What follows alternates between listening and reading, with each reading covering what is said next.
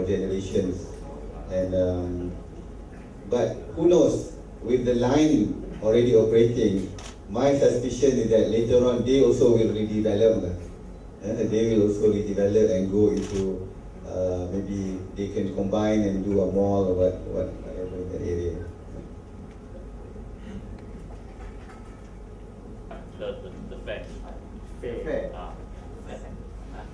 Fair structure, but definitely it has to be affordable, because I think one of the things that we want to do from this project is to, because tadi pun Dato' Donald kata subsidi petrol saja is about 20 billion. So if we can make people use more of this, definitely there will be a lot of savings. So it will be as per what the normal transportation charges. I'm hoping that it will be very, very affordable for all of us, because we are also targeting school children. If you see in Kajang side, there's a lot of schools, and some of them have to wake up as early as 6 o'clock, and 6:30 they have to leave if they work in KL. So they will be one of our target users, and it should not be too expensive. Because as it is now, if you look at Jalan Bukit, sometimes to cover 3 kilometers, it will take you 45 minutes in the morning. So the children also difficult, but if they can take the train, then it will be very good for them. First, I think will be same like all other MRT worldwide. They give concession to children, the school senior citizen, all these are standard. So we think that it's definitely going to be affordable, because we know at the moment the subsidy for this year alone now we are totally giving out so big subsidy for petrol, and we hope that this can gradually come down, and those money we save we can help to build more lines, more infra lines. In fact, this is the first line. Eventually, have more lines coming out. You see, so that for example, from Kajang you nak pergi, now you know all the station already. Of course, later on you boleh pergi with more lines. You can go and change the station and go to other lines like maybe Ampang or other places. So it becomes so easy. Tak payah go by car like what we do in a lot of city in the world. You go to London, you seldom drive yourself. You go to Tokyo, same thing. In fact, I think we will definitely benefit from this. Kajang people always got advantage. We build a lot of highway for Kajang. We will now build MRT station. Semua untung lah. Patut terus Kajang. Dan tuan-tuan dan puan-puan sekalian, dan juga kehadiran Dato' Donald, sekiranya ada apa-apa soalan, kami masih lagi boleh mendengar di pusat perkhidmatan MRT, dan talian 24 jam kami adalah 1-800-82-6868. Kalau ada apa-apa soalan, boleh terus telefon di sana. This will not be the not be the last what we call kita punya taliman. In between, when we start building already, we also call for another one, so that to brief you all from time to time the progress. And then in between you ada masalah, ada soalan nak tanya, ada isu nak raise, you can bring it out also. So we will engage more. We hope that from now until 2017, with a few more what we call dialogues, a few more parliaments, so that you all can understand the progress. Meantime, when the project go on, there will be some difficulty faced by the people in this area, but I hope you all can very understand the what we call the project requirement that will disturb the public, or you try to minimize it. Okay. Okay, thank you.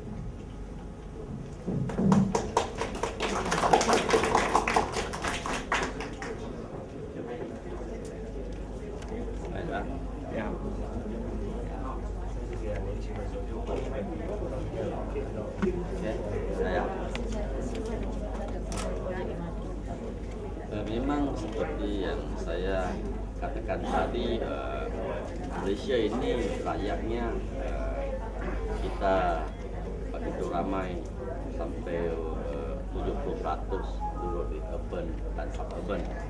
Itu kita mesti buat perubahan, dan kerajaan pusat Barisan Nasional telah menemukan Urban Transformation Center baru-baru ini rasmikan oleh Mahkamah Agung. Itu yang pertama pusat yang kita dukung. Kita mesti tahu bahawa masa ini rakyat di Malaysia banyak urban dan suburban, iaitu bandar dan luar bandar sedikit. Dan di Selangor ini kita nampak angka itu tinggi, 93% di urban dan suburban. Itu kita mesti tahu dengan itu masalah yang pertama iaitu traffic yang kita tahu nombor kereta atau angka kereta berada di negara ini kian meningkat. Kita tahu kita tak boleh buat jalan kalau dia cepat untuk menanggung semua kenderaan yang keluar dari kilang atau keluar dari manufacturer yang rakyat beli. Itu kita mesti buat public transport untuk rakyat. Memang kerajaan telah jalankan beberapa projek seperti LRT yang di sebelah buat kita buat. Jadi kita nampaknya akan senang untuk nak buat LRT dan monorail. Kita kini telah layak utama hari dari Sungai Buloh ke Kajang dan sepanjang 50 km dan stesen. Dan anggarannya memang kita belum ada angka yang kita ingat around 30 dan berapa bilion ringgit. Tujuan pula yang melibatkan MCA Bangun dan MCA Kajang. Pada itu desain yang asasnya melibatkan 28 kedai yang ada di Kajang ini, dan mereka memang buat contohan. Kita tahu melibatkan buat mereka dan yang agak dan sebagainya, dan kita berbincang ada beberapa perbincangan dengan pihak MRT sama dengan engineer dan arkitek. Kita nampaknya kalau kita berpengalaman yang lain, kita akan kena 13 buah rumah double terrace house.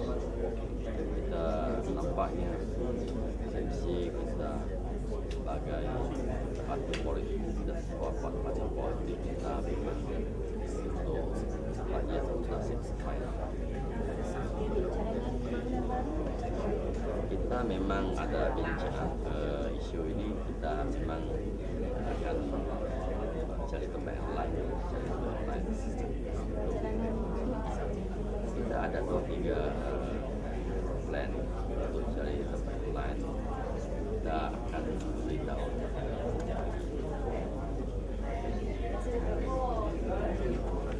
Okey, Aris. Ya, betul. Okey, Ram. Okey, perkembangan terkini MRT projek secara keseluruhan.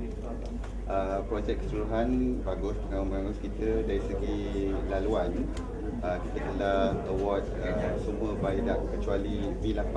V8 ni maknanya Kajang, tapi dari Sungai Buloh hingga ke Kajang, kedua-dua depo telah di award. Laluan V1 sampai ke V7 telah di award. Bagaimana kita tahu underground juga telah di award. Jadi projek ini dari segi timeline berjalan lancar. Kita ada 2 peringkat target kita untuk fasa pertama daripada Sungai Buloh ke Semantan ialah Disember 2016. Untuk projek keseluruhan targetnya daripada Sungai Buloh ke Kajang Julai 2017. Jadi kita masih lagi berpegang kepada target yang telah ditetapkan oleh kerajaan untuk projek ini. V8 ni sekarang ni kita dalam proses tender evaluation. Jadi dalam masa yang singkat ni kita akan finalize dan award package. Tapi untuk depo Kajang sudah di award. Okey, untuk penduduk Kajang sendiri macam mana penerimaan dengan MRT? Kalau kita lihat dari segi keadaan sekarang di Kajang ni, kita tengok traffic jam memang begitu mencabar untuk penduduk di Kajang. Sebab ini bukan saja untuk penduduk di Kajang tapi juga sebagai satu laluan. Mereka saya rasa mengalu-alukan projek ini sebab ini akan memudahkan accessibility ke dalam Kajang bagi mereka yang berniaga dan bagi mereka yang tinggal di Kajang untuk keluar di Kajang. Dan the beauty of this is that kita tak memerlukan terlampau banyak sangat tanah. Kalau kita nak melebarkan jalan, nak buat new highway akan memakan lagi banyak tanah. Tapi projek ini kalau kita tengok dari tiang dia saja, kita perlu tiang dan juga laluannya. And yang best tu tak ada traffic jam. When you are using a rail, tak ada traffic jam. Di bawah tu mungkin jam, atas itu kereta api lalu. Perlu diingatkan kemampuan train MRT pada setiap 1 jam boleh membawa 20,000 penumpang satu arah 1 jam. Ya, ini impact dia daripada peniaga di sini, perniagaan sate dan sebagainya. Sebab daripada Sungai Buloh ke Kajang cuma memakan masa 88 minit dan kalau daripada Kuala Lumpur ke Kajang dalam 30 hingga 35 minit. Jadi impact dia saya rasa amat bagus dan boleh meningkatkan ekonomi penduduk di Kajang dan memudahkan mereka untuk keluar masuk ke Kuala Lumpur. Kalau kita lihat Kajang dan Kuala Lumpur cuma 21 km saja. Tapi jumlah perjalanan kenderaan terlampau lama. Ya, jadi projek ini diharap dapat membantu meningkatkan lagi waktu pergi ke Kuala Lumpur. Okey, semasa construction nanti apa jaminan kepada penduduk sana? Sebagaimana tempat-tempat lain juga, kita akan ada kita punya own traffic management plan. Ya, tak dapat dinafikan mungkin akan ada satu lencongan untuk jalan-jalan ataupun sebahagian daripada jalan itu terpaksa ditutup satu laluan. Tapi kita akan maklumkan awal. Ya, sebagaimana kita lakukan tempat lain, kalau ada penutupan jalan kita akan beritahu di mana lencongannya sampai bila, dan kita akan ada juga orang-orang yang menjaga di kawasan itu. Jadi mereka akan dimaklumkan sekiranya ada apa-apa inconvenience yang akan terjadi waktu pembinaan. Tapi mereka ada kita punya nombor, mereka boleh telefon untuk mendapatkan lebih maklumat. Tapi kita akan lebih proaktif lah, kita akan beritahu jalan ni akan ditutup lebih awal sekiranya perlu ditutup. Tapi kami jangkakan tak ada jalan yang ditutup tanpa lencongan. Mesti ada alternatif untuk pergi ke satu destinasi. Perubahan bangunan MCA pula Sebagaimana yang telah diberitahu Dato' Donald tadi, mereka bersetuju untuk melepaskan bangunan mereka untuk kepentingan yang lebih besar lah. Yang kalau kita lihat tadi 28 shop lot dan juga 13 rumah teres perlu diambil sekiranya kita ubah laluan. Jadi ini satu bangunan yang saya difahamkan sudah lama, sudah 50 tahun mereka sebenarnya. So ada historic value pada mereka. Jadi dengan laluan ini kita boleh meneruskan satu alignment yang optimal lah. So kita berterima kasih kepada mereka kerana membenarkan bangunan mereka dirobohkan untuk perjalanan projek ini. di Plaza macam mana? Di Plaza kami seperti yang dibuat joint press release antara MRT dengan UDA, kita akan buat satu stand alone sistem bawah tanah, 100 kaki di bawah tanah tanpa memerlukan bangunan BB Plaza dirobohkan. Ya, jadi untuk tujuan stesen tu memang tak perlu. Kita di bawah jalan Bukit Bintang. Tak mengganggu apa-apa. Tak mengganggu sebab kita di bawah, tapi bila kita nak buat tu kita akan ada satu lencongan lah sebab kita perlu pertamanya mengubahkan utility. Mana di bawah, di depan BB Plaza tu banyak kabel, piping dan sebagainya. So kita akan alih. Lepas tu kita akan ubah laluan. Mereka lalu di situ. Memaintainkan kalau ada 3 lane lah kita akan maintain buat laluan tu. Jadi projek itu akan masa dalam 4 tahun lah kita akan buat itu. So, lepas itu kita akan gunakan pejalan kaki sekarang ni sebagai keluar masuk ke stesen. Dia parking di Plaza tu tak sentuh pun. Tak. Parking di Plaza tak. Tapi di Yayasan Selangor memang kita akan ambil basement parking dia. Sebab basement parking dia sekarang ni keluar ke jalan. Jadi kita kena ambil sebahagian daripada tempat parking lebih kurang 26 parking lot, parking bay kat dalam Yayasan Selangor untuk buat laluan kereta api stesen. Okay. Yeah. You need to differentiate between mitigation and betterment. Some of the things that they ask actually betterment. It's a betterment from the current LTP. So what we try to explain, if there any increase of the, let's say, noise level, we will mitigate. We cannot bring it lower than the current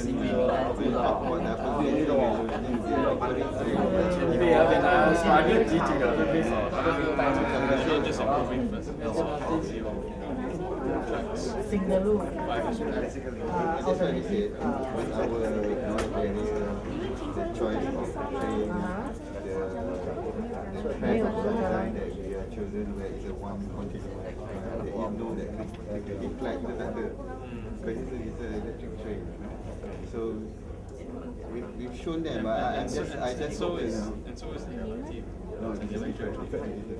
Because if you do the sound test, yeah, definitely. So That's you're why saying that sound will be lower? Lower than lower than the LRT. because I think They're using that as a benchmark. benchmark. So you say it's not as loud? It will not be as loud as LRT because this is a model, because MRT train is wider, wider. And then we are also using for that particular strand. I'm not saying the whole strand. Where there is a stress where there's a residential control, there will be rubber padding on the track. This is dampness. There will be dampness under the train.